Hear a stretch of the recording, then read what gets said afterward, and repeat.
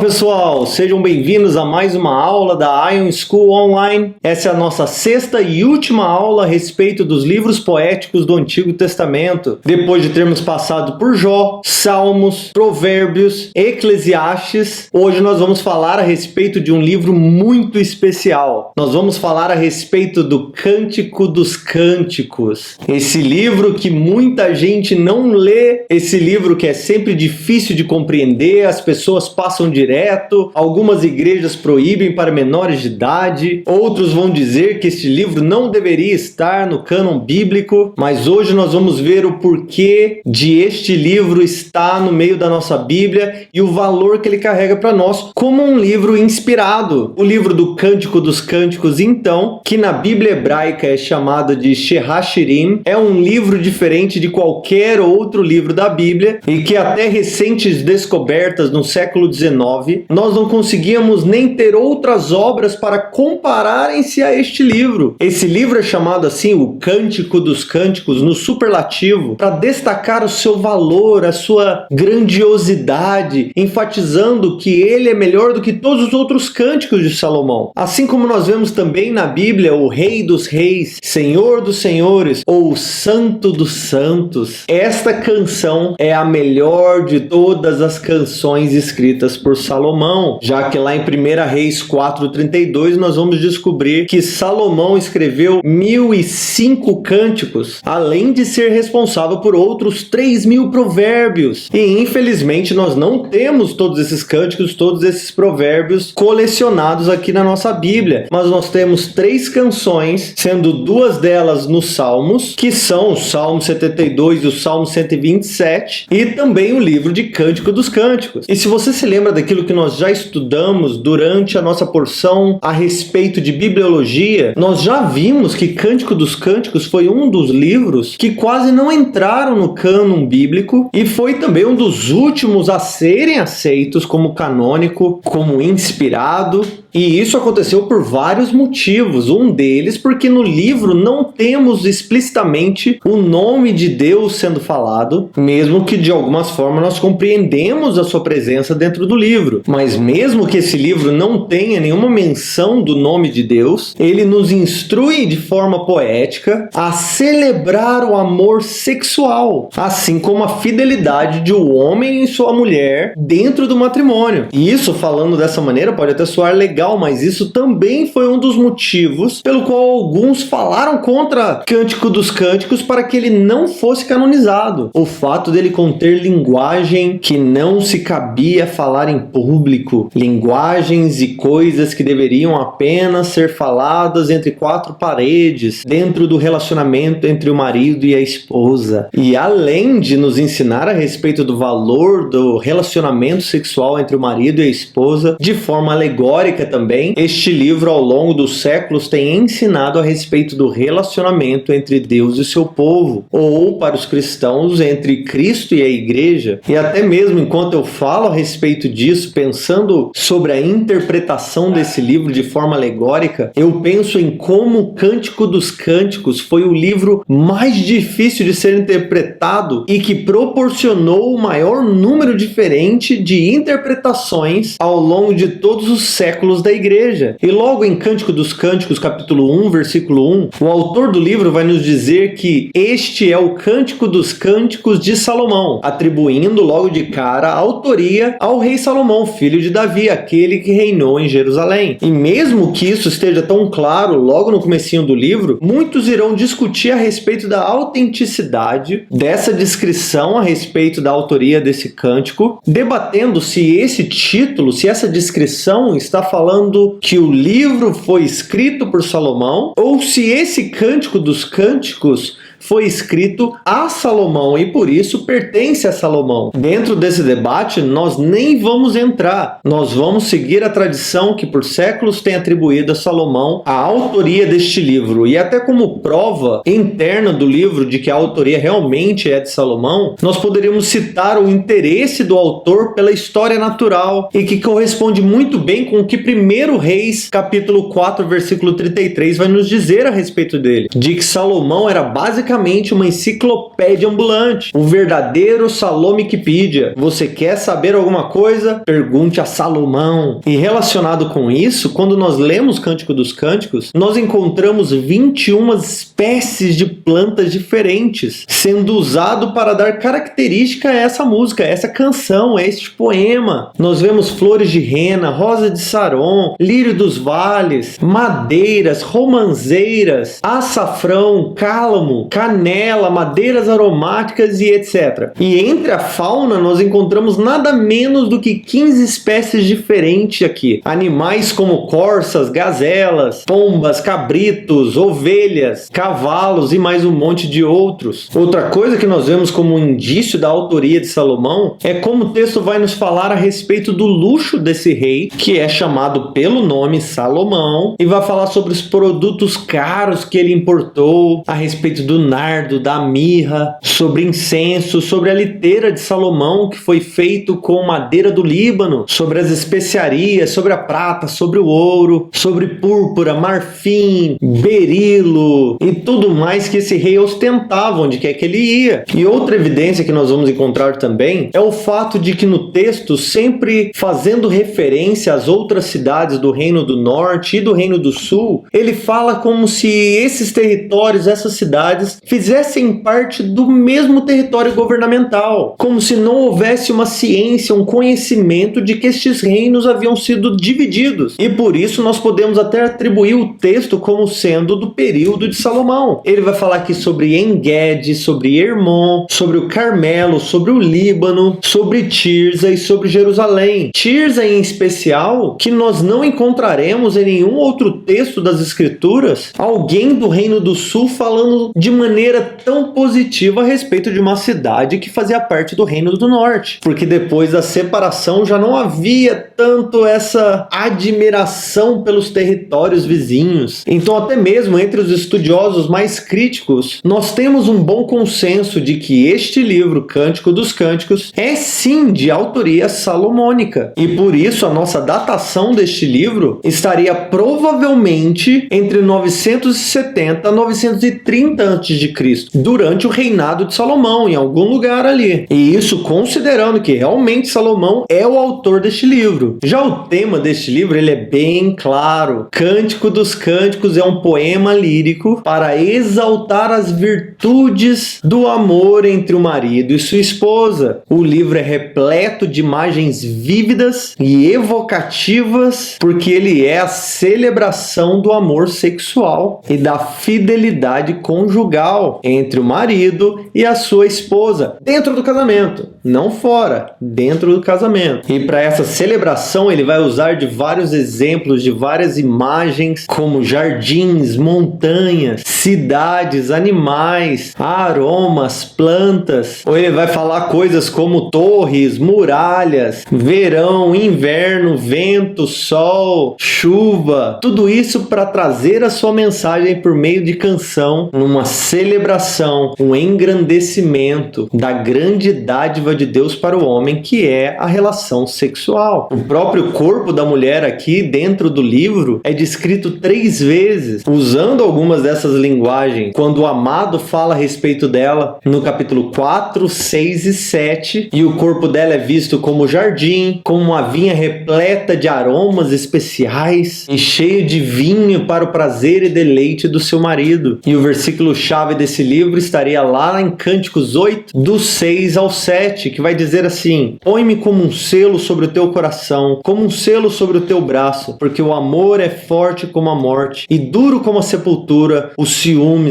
as suas brasas são brasas de fogo, são veemente labaredas, as muitas águas não poderiam apagar o amor, nem os rios afogá-lo, ainda que alguém desse todos os bens da sua casa pelo amor, seria de todo desprezado. E se nós precisarmos resumir este livro, nós diríamos que a poesia aqui vai tomar forma de um diálogo entre o marido, sendo o rei, e a sua esposa, a Sulamita. E nós poderíamos dividir o livro em 3 3 partes, que iria do capítulo 1, versículo 1, até o 3, capítulo 5, como o momento da paixão, o momento onde eles estão conhecendo um ao outro e fazendo crescer o seu interesse. Depois do capítulo 3, versículo 6, até o 5, capítulo 1, é o momento onde nós vamos ver esse casamento acontecendo, a consumação deste amor. E do capítulo 5, versículo 2, ao 8, versículo 14, nós vamos ver a maturação desse casamento, os altos e baixos de se ser casado, até o momento em que ela e ele se tornam um, desejando e declarando as mesmas coisas. O livro ele vai ter então 2 personagens principais aqui, a Sulamita, que é essa donzela conhecida como a amada, e é a personagem principal. Ela é descrita aqui como um tipo de camponesa, uma mulher simples, que cuida dos rebanhos dos seus irmãos, mas que é atraída por este segundo personagem, o rei Salomão. Também vai ser conhecido como o amado. É, na verdade, ele quem se apaixona pela Sulamita e vai tentar trazer ela para si, para que ela possa amá-lo como ele se apaixonou por ela e ama ela também. Porque, segundo ele foi capturado pelo olhar dela. E dentro de algumas interpretações, dentro desse grupo de protagonistas, nós também veríamos um terceiro personagem, o que para a maioria se veria amado e amada. Para algumas interpretações se veria o amado sendo um pastor, a amada sendo a Sulamita, apaixonada por esse pastor simples também, provavelmente lá da cidade de Sunã, e o rei Salomão, que se apaixona pela Sulamita e tenta fazer com que ela o ame, mas no final das contas ela ficaria com o pastor, com aquele a quem o seu coração pertence. Além desses 2 ou 3 personagens, nós também teríamos alguns coadjuvantes aqui. Nós teríamos as filhas de Jerusalém, que provavelmente seriam as mulheres do harém de Salomão, ou as servas do palácio. Nós teríamos também os guardas da cidade e os irmãos da Sulamita, que só aparecem no final ali para trazer um BOzinho. Para aqueles então que leem Cântico dos Cânticos contendo apenas 2 personagens principais, o amado e a amada, eles vão encontrar aqui um enredo mais compacto que vai relatar esse amor purificador do rei Salomão pela Sulamita, onde ele decidiria ficar somente com ela por toda a sua vida e que estaria disposto a abrir mão de tudo pelo amor dela. Mas para aqueles que defendem a ideia de que o livro contém 3 personagens, eles encontram um tipo de triângulo amoroso aqui acontecendo no meio do cântico, onde a Sulamita, que ama o pastor, está sendo courteada pelo rei Salomão e todos os seus tesouros e é levada para o seu palácio para ser preparada para ele, mas ela continua afirmando a sua fidelidade e no final das contas ela volta para o braço daquele pastor que ela conhece desde sei lá quando. E ao começarmos a estudar Cântico dos Cânticos, nós começamos a ver algumas tretas acontecendo em relação a interpretações, a gêneros, a formas de leitura e tudo mais. E a primeira pergunta a se fazer quando nós começamos a estudar é se esse livro em sua forma ele é um drama ou se ele é uma coleção de poemas. Olhar para o livro como um drama significaria que é uma história só do começo ao fim, e olhar para ele como uma coleção de poemas significaria que ele estaria dividido entre por volta de 30 poemas separados. E uma das principais motivações para olhar para o livro como um tipo de drama são as rúbricas ou os títulos que dão forma ou separam as vozes aqui dentro do cântico. Como na sua Bíblia você vai encontrar o amado para a amada para o amado, a amada para as filhas de Jerusalém. E essas rúbricas não estavam lá no original. Elas só foram vistas primeiro quando foram acrescentadas lá no Códice Sinaítico, já no final da Era Patrística, lá por volta do ano de 400 depois de Cristo. Essas divisões e essas rúbricas, elas podem até variar dependendo da tradução da Bíblia, porque afinal das contas elas não estavam no original, então vai depender da interpretação de cada um. E aí, olhando como um drama, essa história que vai do começo ao fim, mesmo que problemática e confusa, sem saber quem que está falando quando, ela iria contar apenas a história do amado para sua amada, exaltando aqui os desejos um pelo outro e o prazer que eles se encontram um pelo outro. Mas o fato de não termos uma estrutura muito fixa, até mesmo a dificuldade de saber quem é que está falando quando, acaba dificultando para nós afirmarmos que realmente Cântico dos Cânticos é um drama. E é aí que entra essa visão do livro de Cântico dos Cânticos ser, na verdade, uma coleção de poemas. E como eu citei no começo da aula, até algumas descobertas modernas lá por volta do século XIX, nós não conseguimos conseguíamos comparar o livro de Cantares com mais nada, mas tendo sido encontrados alguns textos, poesias, cânticos do Oriente Médio Antigo, em especial a Síria e também do Egito, acabou-se podendo fazer uma comparação com esses textos que usam também de algumas palavras, de algumas frases muito parecidas aqui que são usadas em Cantares, ou o Cântico de Salomão, ou o Cântico dos Cânticos. E essas poesias de amor, estes poemas de casamento, como eram chamados, utilizavam dessas linguagens poéticas, da mesma forma como neste livro, para destacar as qualidades físicas e sexuais durante a cerimônia do casamento em especial. E quando se comparando estes textos com esse Cântico dos Cânticos, começa a ficar claro uma possível leitura deste livro, não como um drama completo do começo ao fim, mas possivelmente como uma coleção de diferentes poemas. Agora, como isso ainda hoje é discutido entre os muitos grupos de estudiosos, para o nosso estudo aqui, nós vamos permanecer com o entendimento tradicional de que este livro é um drama sim. Mas agora, definir este livro como uma coleção de poemas ou como um drama não resolve todo o problema que nós temos com o Cântico dos Cânticos, porque ainda nos resta saber como nós devemos interpretar este livro. E para a interpretação, nós acabamos seguindo 3 linhas diferentes, sendo elas a linha alegórica, a linha da interpretação literal e a linha tipológica. E começando com a linha alegórica, até muito pouco tempo atrás, esse método de interpretação era o principal modo de abordagem, se não quase exclusivo, ao longo de todos os anos, dentro tanto do círculo cristão quanto do círculo judeu. E para os judeus, eles olhariam para este livro de maneira alegórica, dizendo que se trata de uma alegoria do amor de Jeová com o seu povo Israel. E para eles fazia todo sentido que este livro fosse alegórico, porque isso também era um dos motivos pelo qual este livro foi aceito como canônico. O fato de ele não ser apenas um livro de linguagem sexual. Ou, se você quiser, nós poderíamos até mudar as palavras para dizer linguagem amorosa, mas no final é a mesma coisa. E aí, já para o círculo dos cristãos, nós olharemos para este livro como uma alegoria do relacionamento de Cristo com sua igreja, que meio que vai dar no mesmo. Deus e o seu povo escolhido, aqueles que são aliançados com ele e que pertencerão a ele por toda a eternidade. E é essa abordagem alegórica que, na história da igreja, a grande maioria dos pais da igreja, dos apologetas, eles defendiam a ideia de que este livro era, sim, uma alegoria que poeticamente e misteriosamente estaria falando sobre o relacionamento sexual entre o homem e a mulher, sobre essa paixão dentro do matrimônio, mas que seria como a imagem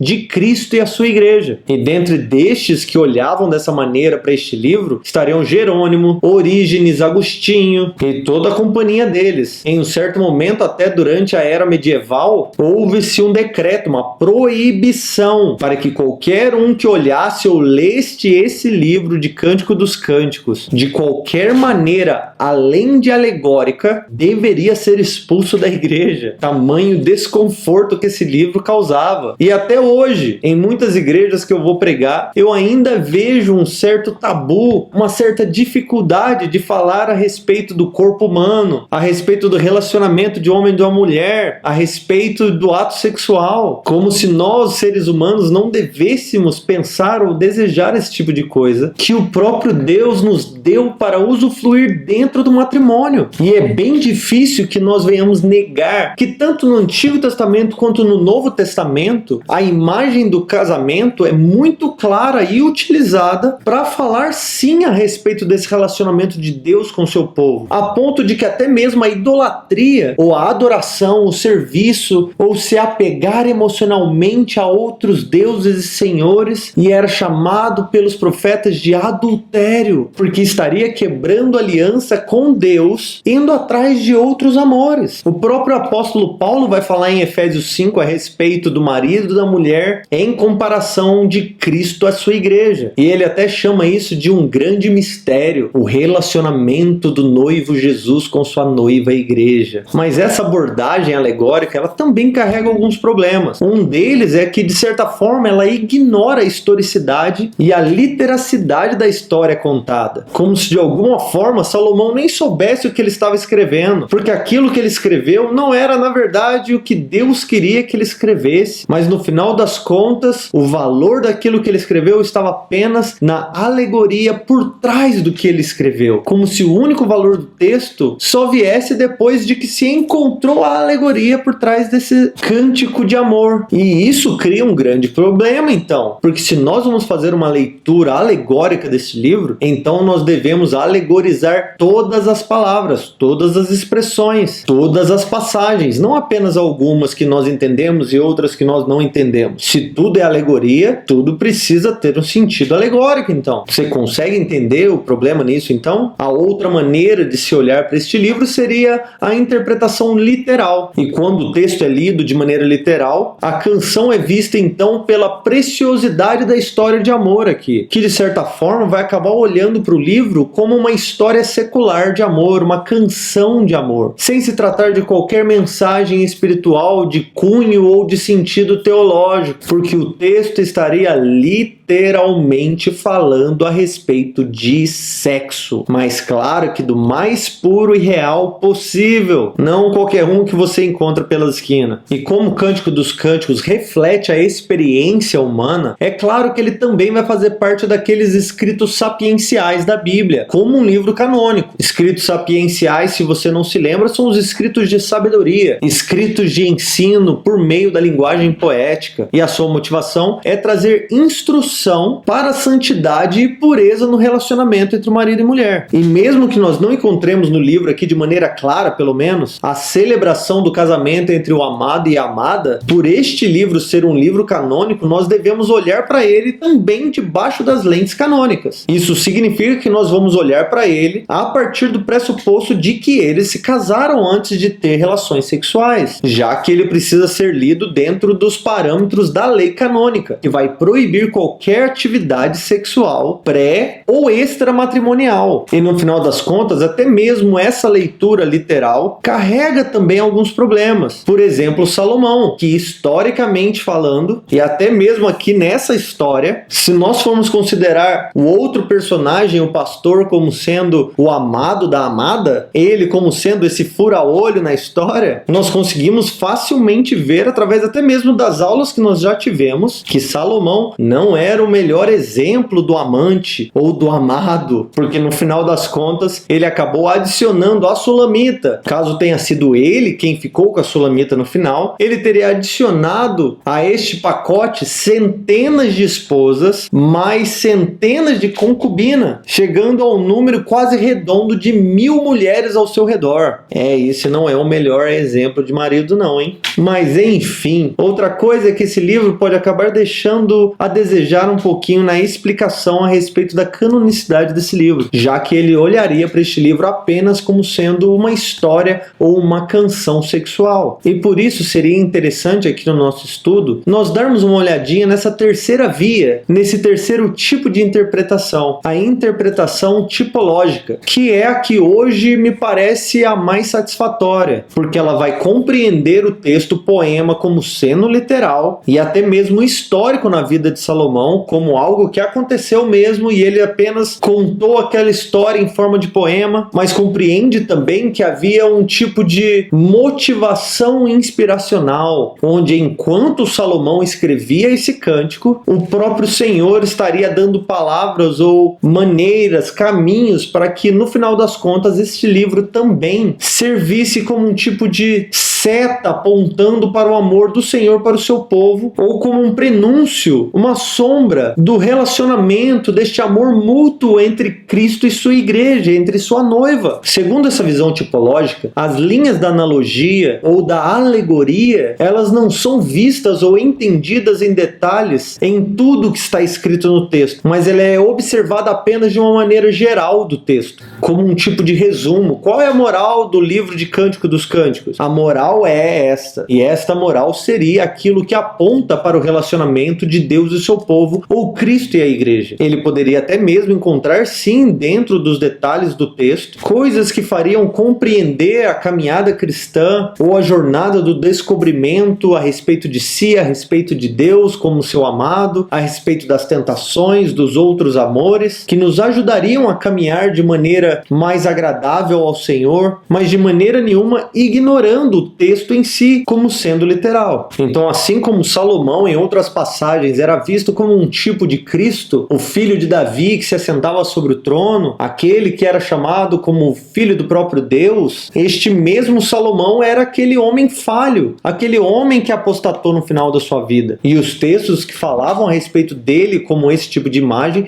não deixaram de ser utilizados como esse tipo de imagem do Cristo. Eu poderia comparar isso com uma leitura do próprio Salmos, que eu até citei como sendo algo interessante, que aqueles cânticos teriam sido cantados milhares de vezes, sem que houvesse qualquer interpretação alegórica ou espiritual, mas que um dia Jesus e os seus discípulos olharam para eles e falaram assim: isto que aquele salmo significaria. Então pode ser possível que um dia o próprio Cristo venha nos apontar para Cântico dos Cânticos e dizer isto que significava este texto. Mas é claro que isso pode ou não acontecer. Mas de qualquer forma, para esta visão, tanto o amor sexual entre o marido e sua esposa, quanto o relacionamento entre Cristo e a igreja podem ser vistos aqui dentro desse livro. Mas isso sem tornar sexual aquilo que é espiritual e sem espiritualizar aquilo que é sexualidade humana. Tá fazendo sentido para vocês até agora? Eu espero que sim, porque pode sim parecer um pouco confuso, mas somente em primeira vista. Ao estudar melhor este livro, ele se torna fascinante, apaixonante. Para mim, pessoalmente, é um dos meus livros favoritos na Bíblia. E depois de ter falado tudo isso, dada essa introdução gigantesca, é que nós vamos entrar no nosso esboço. Mas nós vamos entrar no esboço sem dar muita ênfase na interpretação, lendo o livro apenas como análise ou com uma visão de um amado e a amada, para focarmos apenas nessa divisão do cântico, para que você, quando você for ler, você consiga ver essas distinções ou separações de vozes e personagens dentro da história. A história, dentro desse contexto e esboço que nós veremos hoje, ela estaria dividida em 5 cenas, com uma abertura antes e uma conclusão depois. E a primeira parte do nosso esboço vai começar do capítulo 1, versículo 1, até o versículo 6, com o momento em que esses dois amantes vão ser apresentados. E quando eu digo amantes aqui, eu quero dizer pessoas que amam, não pessoas que amam outros além daqueles que eles têm uma aliança. É no sentido mais puro da palavra. Então aqui do versículo 1 ao 4 nós vamos ver a voz da mulher primeiro. E é ela quem toma a frente, toma a iniciativa para chavecar ele. É ela quem vai dizer para ele: leva-me contigo, eu quero ir contigo, me leva, me leva. E depois na parte B do versículo 4 nós vamos ver que as mulheres do harém é quem estão falando a respeito do rei, e logo que elas são apresentadas ao rei, existe esse tipo de insegurança da parte da Sulamita, que vai ser chamada aqui de amada, quando no versículo 5 e 6 ela meio que se acha muito simples, vai falar negativamente a respeito de si, porque ela está perante o rei. E aí depois do nosso esboço do capítulo 1, versículo 7 ao capítulo 2, versículo 7, é onde nós vemos a primeira cena acontecendo, e os amantes aqui, eles vão estar juntos já. Logo aqui nessa primeira cena é onde nós vemos esse diálogo, o primeiro diálogo entre o amado e a amada. No versículo 7 ela vai começar perguntando para ele: como é que eu te encontro quando eu quiser te encontrar? Porque se eu não souber para onde eu ir, eu vou acabar parecendo um tipo de prostituta. Aí do versículo 8 ao 11 ele responde para ela como ela pode encontrar ele e fala a respeito do desejo dele de embelezar ela como uma rainha. Do versículo 12 ao 16 vai demonstrar um desejo, um prazer mútuo, e fica bem claro que quanto mais eles conversam, mais os diálogos vão aumentando em tamanho e as descrições a respeito um do outro vão ficando cada vez mais detalhadas. No versículo 7 nós vamos ver o local ou cenário onde essa cena está acontecendo. Depois do capítulo 2, do 1 ao 2, eles vão comparar a amada a flores, a rosa de Saron, o lírio dos vales. Mas do versículo 3 ao 6 eles vão comparar o amado a uma macieira, com uma árvore no meio do bosque. E aí a cena vai finalizar com um tipo de refrão da amada para as mulheres de Jerusalém, dizendo para elas que é para elas deixarem o amor seguir o seu rumo. Não mexe com quem tá quieto, deixa o bagulho acontecer. Depois do nosso esboço do capítulo 2, versículo 8 até o 3, versículo 5, é onde nós vemos a segunda cena, com esperança, com convite e com sonho. E o foco dessa cena é este anseio mútuo, o desejo de um pelo outro. No capítulo 2, do 8 ao 15, é ele quem aparece aqui procurando orando por ela e vai fazer um convite para que ela saia da sua zona de conforto e venha com ele, porque ele aparece aqui como um filho da corça, saltitando pelos montes, e ele tá falando para ela: vem comigo, vamos apanhar as raposinhas que fazem mal às vinhas. Aí do versículo 16 ao 17 ela mostra o amor dela por ele e tudo mais, mas me parece aqui que no final do dia ela mandou ele embora e ele acabou indo mesmo, deixando ela sozinha. No capítulo 3, do 1 ao 4, é onde nós vemos essa cena, esse momento aqui, que nos parece ser um tipo de sonho, ou talvez tenha até acontecido mesmo, mas ela vai despertar aqui e vai descobrir que o seu amado não está na cama com ela. Talvez tenha até sido porque ela mandou ele embora, e ele acabou indo mesmo lá para os montes de Beter, que significa separação. Cada um foi para um lado, e aí ela saiu atrás dele no meio da noite, encontrou os guardas, mas passou despercebido, ficou de boa e acabou encontrando o amado a quem ela ama. E no versículo 5, a cena vai acabar novamente com um tipo de refrão que vai pedir aqui para as filhas de Jerusalém não manipularem o amor, não mexe com quem está quieto. Depois no capítulo 3, versículo 6 ao versículo 11, onde nós vamos ver esse momento de ostentação aqui da extravagância do rei Salomão. Essa sessão é meio enigmática, mas é aqui que alguns vão olhar e enxergar a celebração do casamento dos dois, ou até mesmo a apresentação do rei Salomão para a família da noiva. Ele deve ter chegado aqui cheio de corrente de ouro no pescoço, anel de ouro nos dedos, mandando: e aí sogrona, seja lá como ele apareceu, eu sei que ele apareceu ostentando todos os seus tesouros, se mostrando ser um rei glorioso. E mais uma vez essa pequena porção vai finalizar com um coro da Sulamita para as filhas de Jerusalém, mas dessa vez no versículo 11 a Sulamita vai dizer para as filhas de Jerusalém: venham ver Salomão, olhem para ele, vejam o rei em toda a sua glória. Depois do nosso esboço do capítulo 4, versículo 1 até o 5, versículo 1, é onde nós vamos ver a terceira cena da história, com uma demonstração de admiração e mais um convite acontecendo. E essa vai ser a primeira cena em que o homem toma a iniciativa de fala. Do capítulo 4, versículo 1 ao 5, é ele quem vai começar aqui com uma descrição a respeito do corpo da mulher, usando um monte de expressões engraçadas que não fariam sentido algum nos nossos dias, para descrever ela dos olhos aos cabelos, aos dentes, até os seios dela, falando que os olhos dela são como de pombo, o cabelo é como rebanho de cabra, o pescoço dela é como a torre de Davi, enfim, os piores chavecos possíveis nos nossos dias. Isso não colaria de maneira alguma hoje, mas o que continuaria colando nos nossos dias seria o romantismo desse homem Salomão. E isso sim, os homens de hoje precisam aprender. Depois no 4, versículos 6 e 8, ele vai retomar a linguagem dela, falando a respeito de ir para o Monte de Mirra, e mais uma vez ele vai convidar ela: amada minha, venha comigo, antes que raie o dia, antes que fujam as sombras, venha comigo, amada minha. E aí depois que ele faz esse convite, do versículo 9 ao 15, ele vai falar a respeito de como ele foi atraído pela beleza dela, como ela roubou o coração dele com apenas um olhar. Sabe o que é isso? Isso é amor à primeira vista. Depois ele vai continuar descrevendo ela com imagens poéticas, falando a respeito do seu prazer, da sua satisfação nela, sendo bem claro, falando a respeito do prazer dele na relação sexual com ela. E no versículo 16 ela vai gritar para os ventos: soprem sobre o meu jardim, para que os meus perfumes exalem ao meu amado e ele entre em seu jardim. Ela está chamando ele para ter relação. E no capítulo 5, versículo 1, ele vai responder a isso depois da relação, dizendo: eu já entrei no meu jardim, amada minha, já colhi da minha mirra, já comi do favo de mel, e assim por diante. E aí na parte B do versículo 5, a cena vai finalizar com mais um refrão, mas dessa vez para os amigos, para que eles venham e comam e bebam e se alegrem com eles aqui. Depois no esboço do 5, versículo 2 até o 6, versículo 3, nós vemos a quarta cena, com o que parece ser um sonho e a busca da amada pelo amado. Do capítulo 5, do 2 ao 6 aqui, mais uma vez a cena vai começar com ela na cama, sozinha, sem o seu amado por perto. Já é tarde da noite, ele não está em casa, nós não sabemos o motivo pelo qual ele não está lá, o que parece que até deixa ela frustrada, porque quando ele bate na porta para que ela abra, ela não abre. Ela diz para ele: já lavei meus pés, por que eu vou sujar? Já tirei minha roupa, por que eu vou tornar a vestir? Em outras palavras, sai para lá que eu tô limpo, tô pronto para dormir, não quero nada não. Mas quando ele mete a mão na fresta da porta, fala com ela, o coração dela palpita, ela se levanta e vai procurar ele, e quando ela abre a porta, ele já se foi. Ela procurou o amado, mas não encontrou, chamou pelo seu nome e ele não respondeu. Então o que ela fez? Saiu para procurar ele. No versículo 7, quem encontra ela primeiro são os guardas da cidade, que vão bater nela, remover o seu manto, deixar ela ali castigada no chão. Mas no versículo 8 ela vira para as filhas de Jerusalém e ao invés de dizer para elas, procurem o meu amado, diga a eles que eu fui maltratada pelos guardas, ela vira para as filhas de Jerusalém e diz assim: ó filhas de Jerusalém, vos faço jurar que se encontrares o meu amado, diga a ele que eu estou doente de amor. A bichinha foi maltratada, tá ali no chão, apanhou dos guardas, literalmente. Ela manda um recado pro amado, diga para ele que o que me fez ficar aqui é o meu amor por ele, eu estou procurando ele. As filhas de Jerusalém, em troca, dizem para ela assustada: o que tem o seu amor? O que é o seu amado diferente dos outros? E aí do versículo 10 ao 16, a Sulamita aqui vai fazer a maior declaração de amor para que as filhas de Jerusalém saibam a respeito do seu amado. Ela já não é mais aquela pequena Sulamita do começo da história. Ela amadureceu no seu relacionamento com o amado e agora ela consegue descrever para elas com palavras tão belas quanto as que ele falava a respeito dela, fazendo essa descrição que vai da cabeça aos joelhos, às pernas dele. Ela já não é mais aqui uma fãzinha do rei, leva-me contigo. Ela agora é como alguém que tem grande intimidade. Ela tem um histórico de relacionamento com ele. E esse discurso mostra isso claramente. Aí no capítulo 6, versículo 1, as filhas de Jerusalém perguntam para ela: e para onde ele foi? Nos diga para onde foi o seu amado para que a gente ajude você. Nós vamos com você procurar ele. Aí no versículo 2 e 3 ela fala exatamente onde encontrar o amado. Por quê? Porque ela o conhece agora. No começo da história ela perguntou: onde eu posso te encontrar? Onde eu posso encontrar aquele a quem a minha alma ama? Mas agora não, elas perguntam: onde nós podemos encontrar o seu amado? E aqui a linguagem que ela vai usar dentro da canção serve tanto para responder às filhas de Jerusalém sobre onde está o seu amado, como também como um tipo de transição dentro da canção, como se o amado e ela já estivessem juntos no seu aposento. Ela vai dizer: o meu amado já desceu ao seu jardim, ele desceu para colher os lírios. Eu sou do meu amado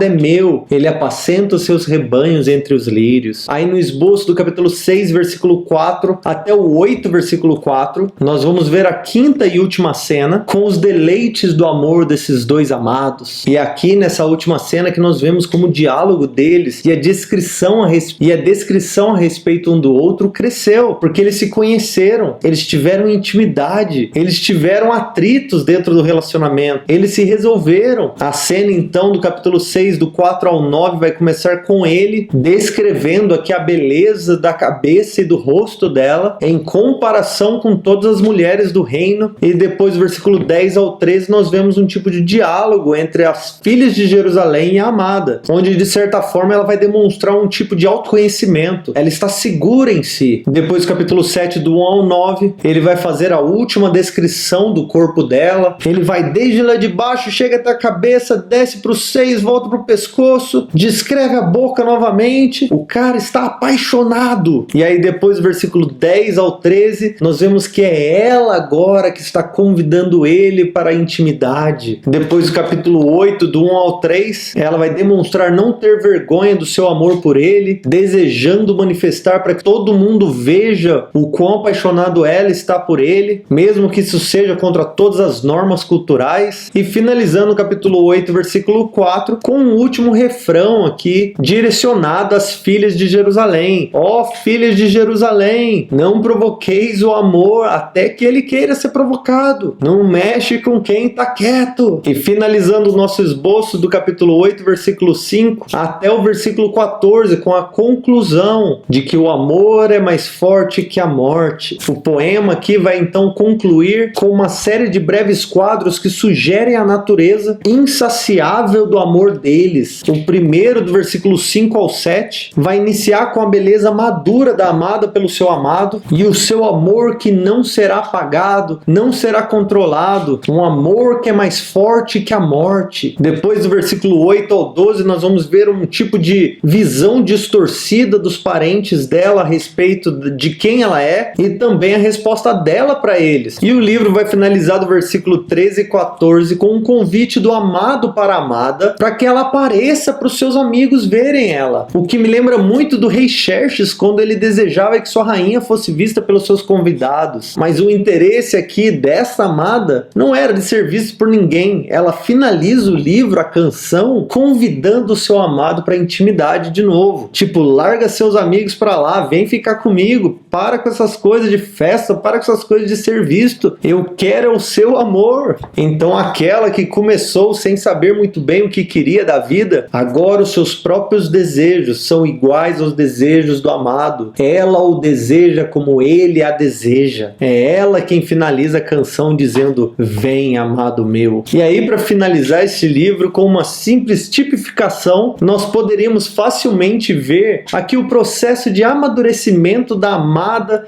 em conhecer e ser conhecida por seu amado, e nesse processo de amadurecimento, como os desejos do noivo se tornam os desejos dela, muito parecido com o que nós vemos na santificação e no amadurecimento da igreja, até chegar ao ponto em que vai ser a igreja que vai dizer ao Senhor: ora vem, Senhor Jesus, porque este é o mesmo desejo dele por ela, de que ela seja totalmente dele. E é assim que nós vamos finalizar essa aula, finalizando esse módulo de livros poéticos do Antigo Testamento, e nós nos vemos na próxima aula, se Deus quiser. Deus os abençoe.